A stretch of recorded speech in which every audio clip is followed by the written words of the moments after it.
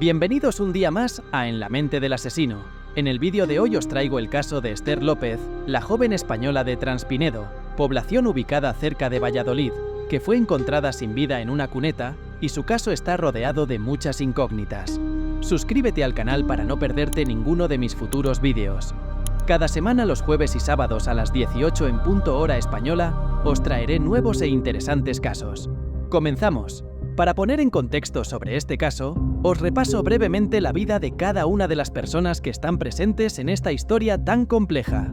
Esther López era una joven de 35 años, cariñosa, trabajadora y muy querida por todos sus vecinos. Vivía en su pueblo natal desde niña con sus padres, su hermana Inés y su familia. Además, tenía una pandilla de amigos en el pueblo. Desempeñó distintos trabajos, como camarera en un mesón local, y en los últimos meses trabajó en la vendimia. Otra de las personas a tener en cuenta es Óscar Sanz, de 38 años, amigo de su hermana Inés, y de ella desde muy jóvenes, también era conocido por todos. Había incluso compartido cenas, comidas y días de fiesta con toda la familia de Esther, incluidos sus padres. Los padres de Óscar tienen una casa en Transpinedo y viven allí, motivo por el que Óscar visitaba el pueblo normalmente fines de semana y festivos, ya que trabaja durante la semana en una agencia de viajes que la familia tiene en Valladolid. Hasta la fecha de los hechos ocurridos, en el pueblo era considerado un chico normal y que formaba parte de la pandilla de amigos. Hablemos ahora de Lucio Carlos, llamado el Carolo para los amigos. Era también de la pandilla y amigo de Inés y Esther desde pequeños. Trabaja de camarero en el restaurante La Maña. Era muy conocido en el pueblo debido a su profesión y a lo pequeño que es el lugar, hecho que hace que todos se conozcan. Considerado también un chico normal y trabajador. Y por último, Ramón, el Manitas, supuestamente era un conocido traficante de sustancias prohibidas dedicado al menudeo. Vivía en una casa a las afueras de Transpinedo. Poco más sabían los vecinos sobre él.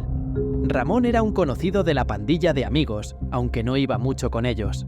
Hasta la fecha el único que ha sido detenido fue Ramón y posteriormente puesto en libertad. Lo que sucedió a partir de ese momento es confuso, y ha sido gracias a un exhaustivo y demoledor informe de investigación de 450 páginas, elaborado por la Unidad Central Operativa de la Guardia Civil.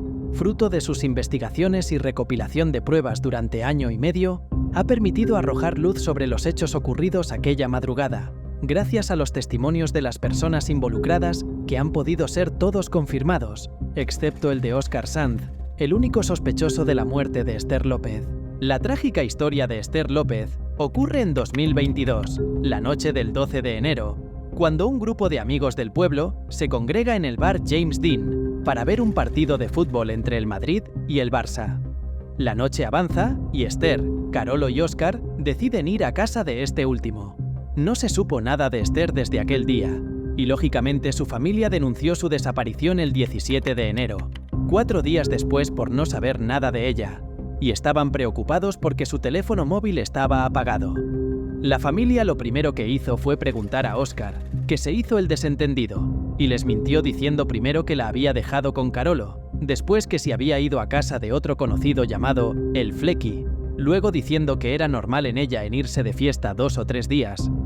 Óscar demostró ser una persona poco de fiar, teniendo en cuenta que era muy amigo de la hermana de Esther, e intentaba dar apoyo a la familia sabiendo muy bien lo que había pasado con Esther, como después descubriremos. Con todo esto, Óscar solo tenía un propósito que posteriormente se descubrió, y no era otro que librarse de su supuesta responsabilidad y la culpabilidad de la muerte de Esther. Inicialmente, cuando arrancó la investigación ante la denuncia de los familiares, las autoridades la catalogaron como de bajo riesgo. Sin embargo, a medida que iban interrogando amigos y vecinos, cada uno daba su versión y localización en la noche que desapareció Esther, y no sospecharon de ninguno.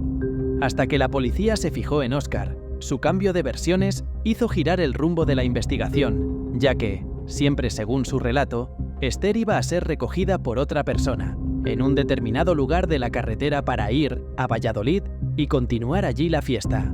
Óscar declaró que dejó a Esther sobre las 3:19 de la madrugada en el aparcamiento del restaurante La Maña. Por su parte, Carolo dice que lo dejaron a él en el parking y no a Esther. Después se fueron juntos en el coche Óscar y Esther. A pesar de los esfuerzos, no se encuentran pistas. El 22 de enero, da un giro la investigación con los interrogatorios al círculo cercano de Esther, especialmente a quienes estuvieron con ella la noche en la que desapareció. En estos interrogatorios surge un nuevo personaje, el Manitas, un hombre de 48 años. Este individuo conocido por el grupo inicialmente proporciona declaraciones contradictorias a la Guardia Civil. Afirmaba haber hablado con Esther después de su desaparición, pero se descubrió que eso era falso. Aún así, mientras investigaban estas declaraciones, la Guardia Civil lo detiene al sospechar que intentaba escapar. La intensa búsqueda de Esther lleva a la detención de el Manitas, Ramón, cuya casa en la urbanización La Maña es registrada meticulosamente por la policía. A pesar del exhaustivo registro, no encuentran evidencias que indiquen que algo grave haya ocurrido en ese lugar. Después de prolongar su detención más de 72 horas, es liberado ante la falta de pruebas relacionadas con el caso. El contexto de la investigación era complejo porque los días pasaban y no se sabía nada de Esther. Todo el pueblo y la Guardia Civil, incluyendo un operativo de helicópteros y perros adiestrados, se unieron para organizar batidas de búsqueda por los alrededores del pueblo, por las zonas de carretera y limítrofes, por desgracia, sin éxito alguno. El 5 de febrero de 2022, inesperadamente, después de tan angustiosa búsqueda por parte de las autoridades, de la familia y de sus vecinos, apareció el cuerpo sin vida de Esther López, en la cuneta de una carretera en las afueras del pueblo, entre Transpinedo y el polígono industrial cercano. Habían transcurrido 25 días desde su desaparición. Lo más misterioso de este hallazgo es que esa zona había sido revisada en las numerosas batidas organizadas para encontrar a Esther. El hallazgo de Esther sin vida, y en las circunstancias que se encontró, dejaron un gran impacto tanto en su familia, en vecinos, en la opinión pública y la prensa, que seguían con mucho interés este caso. Según las descripciones de quien la encontró, y corroboradas por la unidad de investigación que acudió al lugar del hallazgo, parecía como si el cadáver hubiese sido colocado de una determinada manera y posición. Esto resultó sospechoso y llevó a los investigadores de la Unidad de Reconstrucción de Accidentes de la Guardia Civil a abrir un anexo para determinar y esclarecer los detalles de esta puesta en escena. A Esther la encontraron de la siguiente manera: tumbada en la cuneta boca abajo, con la mano derecha apoyada junto a la cabeza y el otro brazo pegado al cuerpo, las piernas juntas y algo separadas a partir de las rodillas. A pesar de la claridad del terreno, su descubrimiento plantea preguntas sobre cómo y cuándo llegó allí. La mochila y el teléfono móvil de Esther aparecen a su lado. El teléfono está limpio de huellas, lo que sugiere una posible manipulación para borrar información comprometedora. Los investigadores de la Guardia Civil, ante esta escena, sostienen que el sospechoso hizo staging. Es una técnica conocida en criminología y que emplean los presuntos criminales cuando hay una relación previa entre víctima y agresor. Óscar hizo presuntamente una teatralización de la escena del hallazgo del cuerpo de Esther. Esta era simulada totalmente, según detalla la Guardia Civil en el informe que entregaron a la jueza. Para argumentar este hecho, la Unidad Central Operativa consultó teorías de criminalistas y expertos en otras áreas relacionadas con la tecnología y lo relacionó con las pruebas, el teléfono móvil de Esther, que encontraron en el lugar del hallazgo. El teléfono móvil de Óscar tenía 11 búsquedas del lugar donde se encontró a Esther, realizadas por él antes de que encontraran el cuerpo, lo que les lleva a pensar que Óscar estaba buscando un lugar donde dejar a Esther para que la encontraran. Además, la antena de telefonía sitúa a Óscar la noche anterior, durante 38 minutos, en la curva de esa cuneta. Gracias a la geolocalización y al historial de búsquedas de Internet, explicaban lo sucedido y daban respuestas a varias preguntas que se hacían los investigadores de la Guardia Civil. Eran pruebas irrefutables por más que Óscar siempre respondiera: no sé, no recuerdo, eso es imposible. La autopsia reveló los datos de las lesiones que presentaba Esther antes de fallecer. Tenía un ojo amoratado y una lesión en el hombro cerca del cuello. Según los forenses, no fueron producidas por el atropello. Las lesiones que sí concuerdan que fueron producidas por el impacto de un vehículo correspondían a una cadera rota y un latigazo cervical. El informe forense reveló que no falleció inmediatamente debido a las lesiones, pero con las bajas temperaturas de esa noche, que llegaron a 7 grados bajo cero, la hipotermia se sumó a estas lesiones, dando como resultado su fallecimiento pocas horas después. Los detalles de este caso no estuvieron claros al inicio, pero ¿podrá cerrarse con una sentencia de la justicia para calmar el dolor de la familia? Tu opinión es valiosa. Déjala en los comentarios. No olvides dar me gusta si te está interesando este caso. La Guardia Civil siguió avanzando en sus investigaciones. Visualizaron cámaras de seguridad en las que se veía a Óscar en el lavadero de coches. Pidieron los posicionamientos de los teléfonos móviles de todos los investigados. Fueron descartados todos menos el de Óscar, que casualmente tenía el modo avión activado en el teléfono móvil igual que Esther, justo a la misma hora de su desaparición, y se encontraban juntos los dos teléfonos móviles. Él lo negaba y declaraba no saber nada de eso. Estas antenas manifiestan, o estos estudios telefónicos manifiestan que están en modo avión. No le pongo nunca el modo avión. De todo me dice, no sé. Es que lo que me estás preguntando es que no puedo... Tampoco sabía nada de los informes de posicionamiento que las torres de telefonía daban a la mañana siguiente de los dos teléfonos, el de Esther y el suyo, otra vez juntos, y decía a los investigadores una y otra vez no saber nada. Las sospechas sobre él iban en aumento, al cotejar las muestras biológicas encontradas en una esquina del maletero de su coche, un Volkswagen T-Roc, y coincidir con las muestras biológicas de Esther, lo que indicaría con toda seguridad que, de algún modo, Esther estuvo en contacto con el maletero de su vehículo. ¿Qué sucedió con Esther en ese cruce solitario en mitad de la noche? Sin haberse podido confirmar, porque solo Óscar está vivo y lo niega tajantemente, la hipótesis que sostienen las pruebas recogidas es que presuntamente se inició una discusión entre ambos. Ella se fue andando hacia la carretera, Óscar la siguió a pie y cuando la alcanzó la agredió y la dejó desvalida en mitad de la carretera. Óscar volvió inmediatamente con su coche y la atropelló, golpeándola por sorpresa y por la espalda en un lado del cuerpo. El impacto con el coche le provocó lesiones que la dejaron mal herida. Óscar no llamó a ninguna ambulancia. Se supone que la metió en el maletero de su coche y la llevó a su casa de Transpinedo.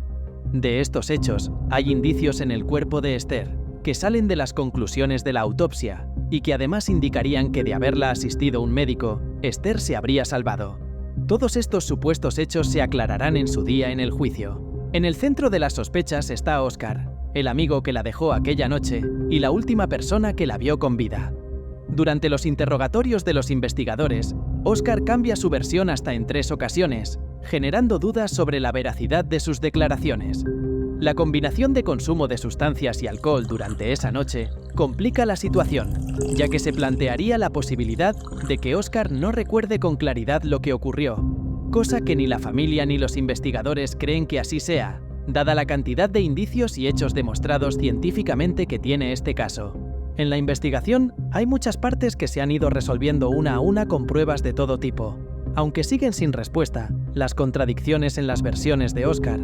También las acciones sospechosas que hizo, como limpiar a fondo su coche, hecho del que los investigadores tienen los vídeos donde se le ve claramente que es él, aunque él lo niega. Además está el tema de la centralita de su coche, reseteada hasta en 2 ocasiones, para lo que Óscar no tiene una respuesta coherente, por lo que la Guardia Civil sospecha que lo hizo una persona experta, sin identificar todavía. A pesar de todo esto, siguen aumentando las sospechas sobre él. Sin embargo, el hallazgo de restos de pintura azul en la ropa de Esther dio trabajo a los investigadores por comparar el color del coche de Óscar, que les llevó a plantearse la posibilidad que participara otra persona en los hechos. Este punto quedó descartado al realizar las pruebas pertinentes. Lo que sí es un hecho probado es que su coche lleva en la parte lateral unos leves daños en la carrocería, pequeñas rayaduras y deformaciones en el exterior del vehículo, que cuadran perfectamente con el tipo de lesiones que presentaba el cuerpo de Esther. El informe explica los hechos que sucedieron entre las 3:23 y las 3:35 de aquella madrugada del 13 de enero de 2022. Los resultados no ofrecen ninguna duda de que el coche de Óscar estuvo implicado. En ese informe detallan escrupulosamente al milímetro la velocidad del coche en el momento del atropello y explica con total claridad todas las lesiones que tenía Esther y que coinciden perfectamente con los daños que tiene el coche. La investigación forense también revela restos biológicos de Esther en el maletero del coche de Óscar y la presencia de fibras de poliéster, que se investigaron en su contexto. Además, la falta de huellas de frenazo en la carretera y la posibilidad de que otros elementos ambientales hayan sido borrados da fuerza a la teoría de que el sospechoso hubiera realizado staging en la escena del hallazgo del cuerpo. Este tipo de actuación está normalmente asociada con el autor cercano a la víctima, que siendo consciente de que puede convertirse en sospechoso, manipula el escenario del crimen para confundir o desviar la investigación con respecto al hecho criminal que los inculparía. El análisis del cronograma de la investigación plantea preguntas sobre cuándo exactamente la Guardia Civil comenzó a sospechar de Óscar. Supuestamente, si desde el principio había indicios que lo señalaban, surge la interrogante de por qué no se implementó una vigilancia constante sobre él. No haber tomado estas precauciones podrían haber permitido que Óscar actuara manipulando las pruebas a su favor, en caso de ser el culpable. El 15 de diciembre de 2023, el único sospechoso de la muerte de Esther estaba citado a declarar ante la jueza en el Juzgado de Instrucción número 5 de Valladolid. Óscar se presentó a las 9:30 de la mañana, con el letrado de su defensa y un policía de escolta, que solicitó él mismo para entrar en los juzgados. El interrogatorio duró 1 hora y cuarto, y el sospechoso solo permitió responder preguntas de la juez, fiscalía y de su propia defensa, negándose a responder a las preguntas de los abogados de la acusación particular, que representaban a Inés, hermana de Esther, y a los padres de la víctima. Según informaciones ofrecidas por los medios de comunicación, se pueden ver imágenes de Óscar respondiendo a las preguntas de la juez con evasivas, tales como «eso es imposible» y «no lo recuerdo». Ante la insistencia de repreguntas de la juez sobre cuestiones y qué explicación tenía Óscar para responder a los datos del informe, este dijo en sede judicial que era una mala investigación la que se había hecho para supuestamente involucrarlo. A las preguntas sobre el doble borrado de la centralita de su coche, respondió que fueron las balizas de seguimiento que le colocaron los investigadores de la Guardia Civil en los bajos de su coche lo que ocasionaron este fallo. Este hecho es totalmente imposible según expertos en este tipo de dispositivos.